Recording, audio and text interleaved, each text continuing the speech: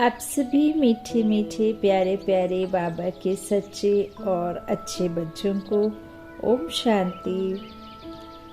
आज 17 फरवरी 2024 के ईश्वरीय महावाक्य हैं। आज के मधुर मुरली का सार, मीठे बच्चे पावन बनने के लिए एक है याद का बल, दूसरा है सजाओं का बल। तुम्हें याद के बल से पावन बन उच्च पद पाना है। बाबा कहते पावन बनना तो जरूर है। आप नहीं भी पुरुषार्थ करेंगे तो भी आत्मा जैसी आई थी वैसे ही वापस जाएगी। तो बाबा कहते हैं आपको पावन बनना है याद के बल से, या दूसरा फिर सजाओं के बल से। जो हमारे जीवन में मुश्किलें आती हैं उन्हें सजा कहते हैं। जो आपके पुराने विकर्मों का, पापों का हिसाब किताब है वो आपको चुकता करना ही है। इसीलिए बाबा कह रहे तुम्हें याद के बल से पावन बन उच्च पद पाना है। प्रश्न है मुरली का, बाप रूहानी सर्जन है, वह तुम्हें कौन सा धीरज देने आए हैं? उत्तर में बाबा ने कहा जैसे वह सर्जन रोगी को धीरज देते हैं कि अभी बीमारी ठीक हो जाएगी, ऐसे रूहानी सर्जन भी तुम बच्चों को धीरज देते हैं। बच्चे तुम माया की बीमारी से घबराओ नहीं। सर्जन दवा देते हैं तो यह बीमारियां सब बाहर निकलेंगी। जो ख्यालात अज्ञान में भी नहीं आए होंगे आएंगे, लेकिन तुम्हें सब सहन करना है। थोड़ा मेहनत करो, तुम्हारे अब सुख के दिन आएगी आए। देखो बाबा यहाँ बहुत कुछ कह रहे हैं। जैसे कोई भी डॉक्टर सर्जन जब आपको कोई दवा देता है ना तो विकार बाहर आते हैं ना, फिर वो चीज़ ठीक होती है, प्यूरिटी अंदर जाती है और अनप्यूरिटी बाहर आती है ना। कई दफ़ा देखा होगा आपने, पेट साफ होता है फिर बाद में कहते क्यों ऐसा हो रहा है, तो इन्फेक्शन तो नहीं हो गया, तो बोलेंगे नहीं नहीं जो भी अंदर बॉडी के विकार हैं वो बाहर आएंगे। तो यहाँ भी बाबा यही कह रहे हैं कि मैं जो तुमको ज्ञान देता हूँ ना, तो उससे ऐसे ऐसे ख्यालात और ऐसे ऐसे गंदे गंदे सपने भी आते भी होंगे। आपने एक्सपीरियंस भी किया होगा, हम तो परमात्मा की याद में रहते फिर भी क्यों ये सब दिखता है। तो बाबा ने पहले भी क्लियर किया, आज भी बाबा महावाक्यों में कह रहे हैं कि बच्चे ये सब जो विकार है, जो अज्ञान काल में भी भक्ति में भी आपके में नहीं आए, वो भी अभी आएंगे, तो सहन करना है। अच्छा, ओम शांति। बेहद का बाप सभी बच्चों को समझाते हैं तुम सबको पैगाम पहुंचाना, तुम सबको क्या करना, पैगाम पहुंचाना है कि अब बाप आए हैं। बाप धीरज दे रहे हैं क्योंकि भक्ति मार्ग में बुलाते हैं। बाबा आओ लिबरेट करो, दुख से छुड़ाओ, तो बाप धीरज देते हैं। बाकी थोड़े रोज हैं। कोई की बीमारी छूटने पर होती है तो कहते हैं अब ठीक हो जाएगी। बच्चे भी समझते हैं कि इस छी दुनिया में बाकी थोड़ा रोज है, फिर हम नई दुनिया में जाएंगे, उसके लिए हमको लायक बनना है, फिर कोई भी रोग आदि तुमको नहीं सताएंगे। बाप धैर्य देकर कहते हैं थोड़ी मेहनत करो, और कोई नहीं जो ऐसे धीरज दे। तुम ही तमो प्रधान हो गए हो, अब बाप आए हैं तुमको फिर से सतो प्रधान बनाने के लिए। अभी सभी आत्माएं पवित्र बन जाएंगी, कोई योग बल से, कोई सजाओं के बल से। बाबा कहते सजाओं का भी बल है ना, सजाओं से जो पवित्र बनेंगे उनका पद कम हो जाएगा। देखो बाबा कहते हैं देखो पवित्र बनने के लिए सजाएं खाती हैं ना, तो सजाएं खा करके फिर लेकिन पवित्र तो बनते, तो उसमें बल वैसा है। और परमात्मा की शक्ति में बल रूहानी बल है, और बाबा के में सजाएं नहीं खानी पड़ती, या तो योग से या भोग से, है ना, चुकतू तो करना है। तो कोई बाबा कहते योग बल से, कोई सजाओं के बल से, लेकिन दोनों में बल तो है। लेकिन जब हम सजाओं से पवित्र बनते हैं तो पद कम हो जाएगा। तुम बच्चों को श्रीमत मिलती रहती है। बाप कहते हैं माँ में कम याद करो, तुम्हारे सब पाप भस्म हो जाएंगे। अगर याद नहीं करेंगे तो पाप 100 गुना बन जाएगा, क्योंकि पाप आत्मा बन तुम मेरी निंदा कराते हो। मनुष्य कहेंगे इनको ईश्वर ऐसी मत देते हैं जो आसुरी चलन दिखाते हैं। चाढ़ी उतराव चढ़ाव भी होता है ना। बच्चे हार भी खाते हैं, अच्छे अच्छे बच्चे भी हार खाते हैं, तो पाप कटते ही नहीं है। बाबा कहते हैं फिर भोगना पड़ता है। यह बहुत अच्छी दुनिया है, इसमें सब कुछ होता रहता है। बाप को बुलाते ही यही है कि बाबा आकर हमको भविष्य नई दुनिया के लिए रास्ता बताओ। बाबा जानते हैं कि नहीं बाबा, उस तरफ है पुरानी दुनिया, इस तरफ है नई दुनिया। तो बाबा कहते अब तुम पुरुषोत्तम बनने के लिए चल रहे हो, पुरुषार्थ कर रहे हो पुरुषोत्तम बनने के लिए। तो तुम्हारे इस पुरानी दुनिया से क्या है, अब तुम्हारा क्या हो जाएगा, इस पुरानी दुनिया से लंगर उठ जाएगा है ना। क्योंकि हमारी बुद्धि तो कहाँ है। बाबा कहते हैं ना, श्री कृष्ण को दिखाया है हाथ में स्वर्ग लेकर के और पैरों की तरफ नरक का दिखाया है। तो बुद्धि कहाँ से निकल कहाँ चली गई। लंगर यहाँ से उठ करके हमारा बुद्धि रूपी जो भी मन में संकल्प है वो नई दुनिया और सुख की दुनिया की तरफ चली गई है ना। अच्छा, तो बाबा कहते हैं तो लंगर उठ गया है, तो जहाँ जा रहे हो उस घर को ही याद करना है। पुराने घर में रहते वक्त जब नया बनना शुरू हो जाता है तो पुराने घर को याद कोई नहीं करता है, नए घर को ही याद करते हैं। उसमें ही ड्रीम देखते हैं कि वहाँ हम इसको ऐसा सजाएंगे वैसा सजाएंगे। तो बाप ने कहा है मेरे को याद करने से तुम्हारी कट उतरेगी, या तो है योग बल या सजाएं। हर एक आत्मा पवित्र तो जरूर बननी है। पवित्र बनने बगैर वापस तो कोई जा नहीं सकते। सबको अपना अपना पार्ट मिला हुआ है। बाप कहते हैं यह है तुम्हारा अंतिम जन्म। मनुष्य कहते हैं कलयुग अनुज छोटा बच्चा है, अभी रेंगड़ियां चल रहा है। बाबा कहते बूढ़ा होकर खत्म होने वाला। गोया मनुष्य अभी इससे भी और दुखी होंगे, जास्ती दुख होंगे। बाबा कहते तुम संगम युगी ब्राह्मण समझते हो, यह दुख धाम तो अभी खत्म होना है। बाप धीरज देते हैं। कल्प पहले बाप ने कहा था मामी कम मुझे याद करो तो पापों की कट उतर जाएगी, यह मैं गारंटी करता हूँ। यह भी समझाते हैं कलयुग का विनाश जरूर होना है और सतयुग भी जरूर आना है। आखिरी बाबा कहते खातरी मिलती है बच्चों को, निश्चय भी है, परंतु याद न ठहरने के कारण कोई न कोई विकर्म कर लेते हैं। कहते हैं बाबा क्रोध आ जाता है, इसको भी भूत कहा जाता है। 5 भूत दुख देते हैं। इस रावण राज्य में या पिछाड़ी का हिसाब किताब भी चुकतू करना है। जिनको आगे कभी काम विकार नहीं सताता था उनको भी बीमारी इमर्ज हो जाती है। कहते हैं आगे तो ऐसा विकल्प कभी नहीं आया, अब क्यों सताता है।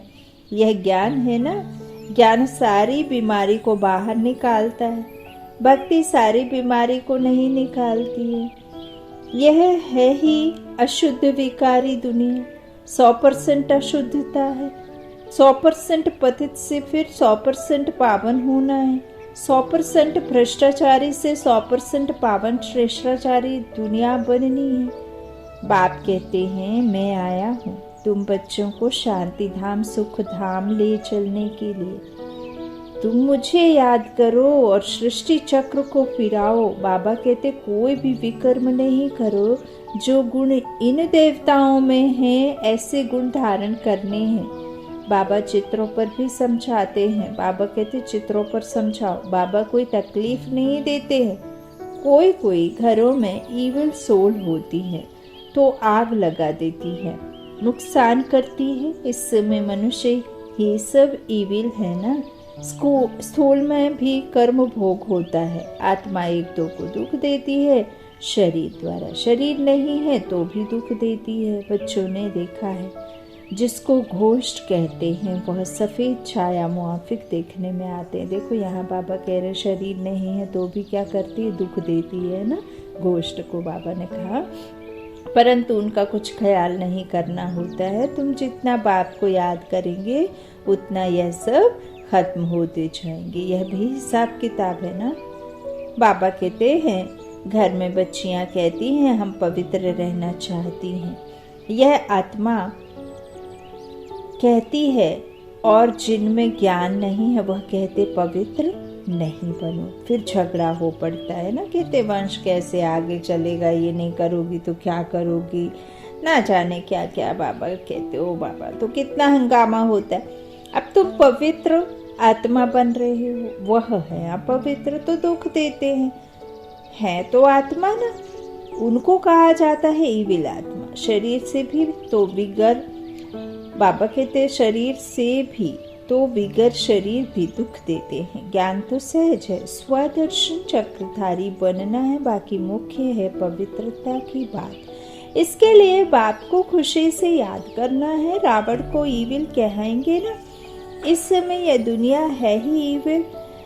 एक दो से अनेक प्रकार के दुख पाते रहते हैं। ईविल पतित को कहा जाता है। पतित आत्मा में भी 5 विकार अनेक प्रकार के होते हैं।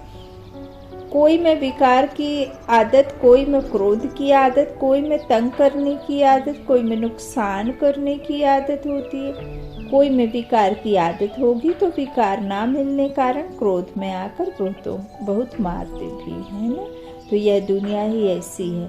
तो बाप आकर धीरज देते हैं, हे आत्माएं, बच्चों धीरज धरो, मुझे याद करते रहो और दैवी गुण भी धारण करो। ऐसे भी नहीं कहते कि धंधा आदि नहीं करो। जैसे मिलिट्री वालों को लड़ाई में जाना पड़ता है तो उन्हों को भी कहा जाता है शिव बाबा की याद में रहो, है ना। गीता के अक्षरों को उठाए वह समझते हैं हम युद्ध के मैदान में मरेंगे तो स्वर्ग में जाएंगे, इसलिए खुशी से लड़ाई में जाते हैं। परंतु वह तो बात ही नहीं। यहाँ तो बाबा कहते जब लड़ाई लड़ते शिव बाबा को याद करेंगे तब मुक्ति, जीवन मुक्ति में जाएंगे। गीता में पढ़ लिया कि हम लड़ाई लड़ते लड़ते देश में हद की लड़ाई में कुर्बान हो जाएंगे तो हमारा वैकुंठ चले जाएंगे। तो बाबा कहते ऐसी बात नहीं है। अब बाबा कहते हैं तुम स्वर्ग में जा सकते हो, सिर्फ शिव बाबा को याद करो। याद तो एक शिव बाबा को ही करना है तो स्वर्ग में जरूर जाएंगे। जो भी आते हैं भल फिर जाकर पतित बनते हैं तो भी स्वर्ग में जरूर आएंगे। सजाएं खाकर पावन बनकर फिर भी आएंगे जरूर। बाप रहम दिल है ना। बाप समझाते हैं कोई विकर्म ना करो तो विक्रमाजीत बनेंगे। विकर्मों को जीतने वाला विक्रमाजीत। तो यह लक्ष्मी नारायण विक्रमाजीत है ना। फिर रावण राज्य में विकर्मी बन जाते हैं। बाबा कहते हैं जब इन्होंने विकारों पर जीत पा लिया, 5 विकारों पर, तब वो विक्रमाजीत बन के महाराजा महारानी लक्ष्मी नारायण श्री लक्ष्मी श्री नारायण बने। फिर जब रावण राज्य में उनसे विकर्म हुए तो विकर्मी बन जाते हैं तो विकर्म संपत शुरू होता है। मनुष्यों को तो कुछ भी पता नहीं है। तुम बच्चे अभी जानते हो यह लक्ष्मी नारायण विक्रमाजीत बने हैं। कहेंगे विक्रमाजीत नंबर 1। फिर 2500 वर्ष के बाद विक्रम संपत शुरू होता है। मोहजीत राजा की कहानी है ना। बाप कहते हैं नष्टो मोहा बनो, मामेकम याद करो तो पाप कटेंगे। 2500 वर्ष में पाप हुए हैं, वह 50-60 वर्ष में तुम स्वयं को सत्व प्रधान बना सकते हो। अगर योग बल नहीं होगा तो फिर नंबर पीछे हो जाएंगे। माला, बाबा कहते माला तो बहुत बड़ी है, भारत की माला तो खास है जिस पर ही सारा खेल बना हुआ है। बाबा कहते हैं इसमें मुख्य है याद की यात्रा, और कोई तकलीफ नहीं है, ना शारीरिक श्रम और ना पैसे आदि खर्च करने का कोई बात। तो भक्ति में तो अनेकों से बुद्धि योग लगाते हैं, यह सब है रचना, और रचना से कुछ नहीं प्राप्त होता। उनकी याद से किसका भी कल्याण नहीं होगा। बाप कहते हैं किसको भी याद नहीं करो। जैसे भक्ति मार्ग में पहले सिर्फ तुम भक्ति करते थे, अब फिर पिछाड़ी में भी मुझे याद करो। बाप कितना क्लियर समझाते हैं, आगे थोड़े ही जानते थे, अभी तुमको ज्ञान मिला है। बाप कहते हैं और संग तोड़ एक संग जोड़ो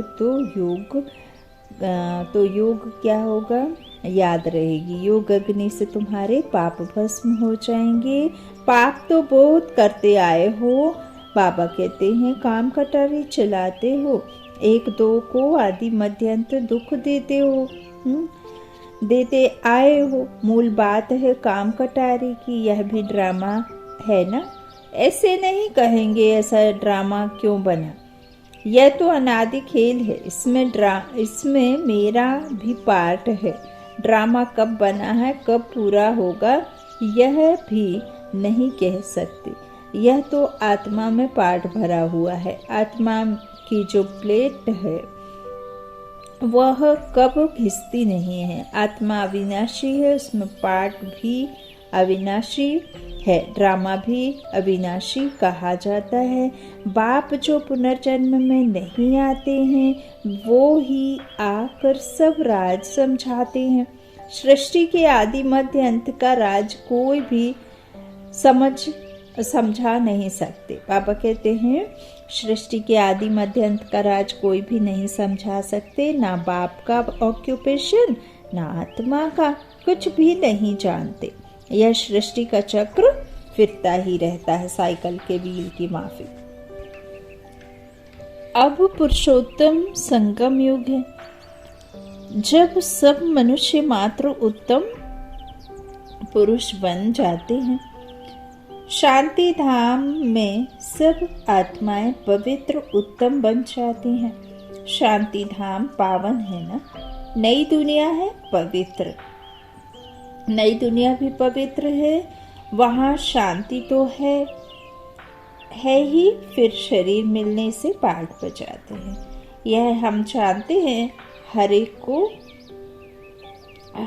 को पाठ मिला हुआ है, वह हमारा घर है। बाबा कहते शांति में रहते हैं, यहाँ तो पाठ बजाना है। अब बाप कहते हैं भक्ति मार्ग में तुमने मेरी अब व्यभिचारी पूजा की, दुखी नहीं थे, अभी व्यभिचारी भक्ति में आने से तुम दुखी बन पड़े हो। अब बाप कहते हैं दैवी गुण धारण करो, फिर भी आसुरी गुण क्यों। बाप को बुलाया कि हमको आकर पावन बनाओ, फिर पतित क्यों बनते हो।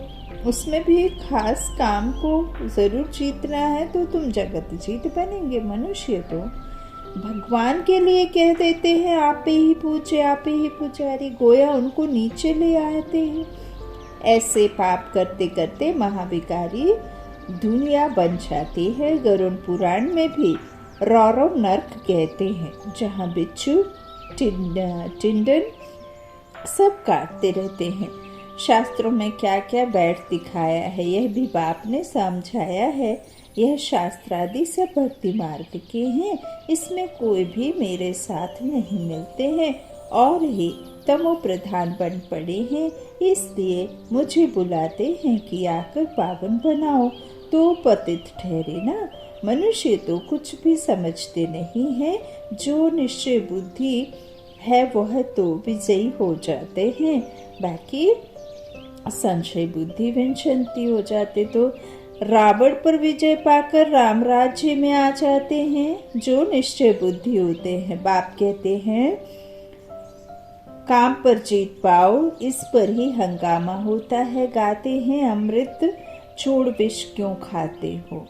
अमृत नाम सुनकर समझते हैं गौमुख से अमृत निकलता है। अरे गंगा जल को थोड़े ही अमृत कहा जाता है, यह तो ज्ञान अमृत की बात है। स्त्री पति के चरण धोकर पीती है, उनको भी अमृत समझते हैं। हाय बाबा, अगर अमृत है तो फिर हीरे समान बने ना।